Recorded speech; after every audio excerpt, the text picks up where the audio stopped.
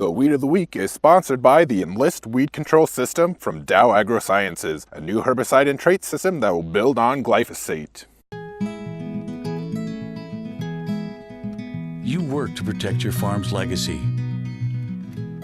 and to keep it going.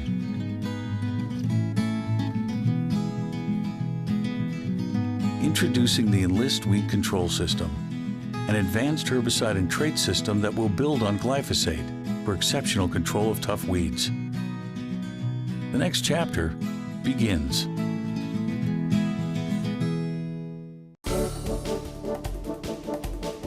Our weed of the week is common lambsquarters, and it was one of the first weeds I learned how to identify because it had that silvery dust on the tops of the leaves. It was always a dead giveaway.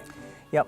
One of the things we didn't realize, though, growing up, is that lambsquarters actually takes calcium out of the soil and puts it on its leaves. So when you have Roundup and you're spraying Roundup on there, a lot of people think, oh, the lambsquarter's resistant. Well, not really. It's just that the calcium is binding with the Roundup. So you have to make sure you're using lots of ammonium sulfate with your Roundup when you're trying to control lambsquarters. Well, we still, even though it's not Roundup resistant, we like the 3 pre-emerge herbicide approach in soybeans with lambsquarter control. So we'll use one of the Treflan, Sonland, or Prowl products, either Valor or one of the Authority products, and we'll also use some metribuzin. If you use all 3 of those, you may not have many lambsquarters left. Yeah, in corn it's a lot easier to control lambsquarters because lambsquarters is a broadleaf weed in a grass crop, not that tough, so use a pre-emerge herbicide, something like Sure Start or Triple Flex, probably like Verdict a little better. Balance Flex is also really good. Those types of products have more activity than just a standard Harness Surpass Outlook Dual. And then post-emerge status I think is the best, but there are several other products that would work. Oh, one thing I was going to mention with lambsquarters, it's kind of tough to control too because it has lots of growing points when it's small. It might only be 4 inches tall and have 20 or 30 growing points on it, and you got to kill every last growing point. Otherwise, if you don't, it just kind of shoots out again from the bottom and you got a tougher plant to kill in the end. I also want to mention 2 other things. In soybeans post-emerge, it's really tough to kill, so you have to do a good job pre. You could use some Flex Star post-emerge. Raptor has a little bit of activity too. You don't have a lot of great choices. In corn, we've got good choices. In wheat,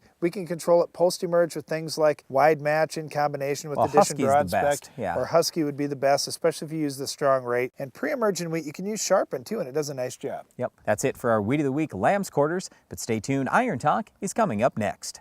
Iron Talk is brought to you by Case IH.